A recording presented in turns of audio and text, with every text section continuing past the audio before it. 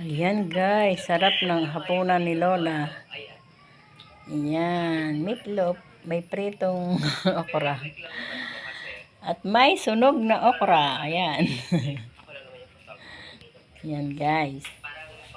Sarap. Sarap ng tuyo. Akin yung tuyo. Ayan. Meron pa kasi silang ulam guys. Balatong. May ulam pa kasi kaninang tanghali guys. Ito na lang amin. Gusto ko yung tuyo. Yan guys. Ay, sarap. Meatloaf. Okrang sunog. Ayos ah.